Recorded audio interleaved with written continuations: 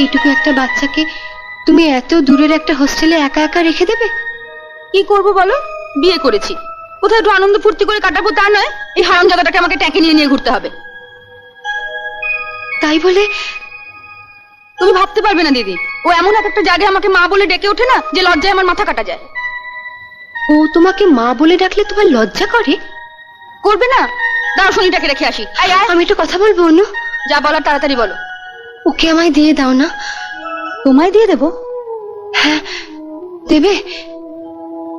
ওকে কাঁধ থেকে নামাতে পারলে তুমি বেঁচে যেতাম, কিন্তু তোমাকে দেওয়া মানে তো এ বাড়িতেই থেকে যাবে। তারপর যখন তখন আমার ঘরে ঢুকে যার তার সামনে আমাকে মামা বলে ডেকে উঠবে। আমি যদি ওকে তোমার ঘরে যেতে না দিই? পারবে আটকে রাখতে? হ্যাঁ পারবো। ও আর কোনোদিন তোমাকে লোকের সামনে মা ডেকে অপদস্থ করবে না। দাঁড়াও, তোমার ঠাকুরপোকে একবার বলে দেখি।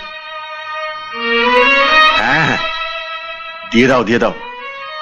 ওকে হোস্টেলে দেওয়া মানে তো মাসে 4000 টাকা করে পাঠাতে হবে। একবার দুবার তোমার বাবার কাছ থেকে নেওয়া যাবে, বারবার তো নেওয়া যাবে না। আপদটাকে তাহলে দিয়েই দিই, কি বলো? হ্যাঁ হ্যাঁ, তবে এমনি দিও না, ও একটা শর্ত করে নেবে। বলো কি শর্ত? 1, ও আমাকে মা বলে ডাকবে না।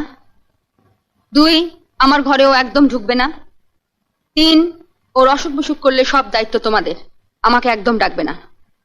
ওর পিছনে একটা টাকাও আমরা খরচ করতে পারবো না। ঠিক আছে, তোমরা নিশ্চিন্তে হনিমুন সেরে এসো।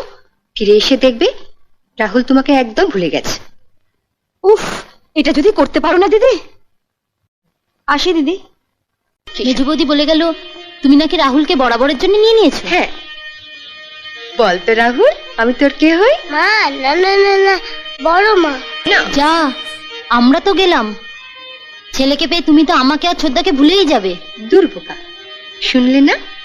আমি রাহুলের বড় মা আর তোমাদের ছোট মা।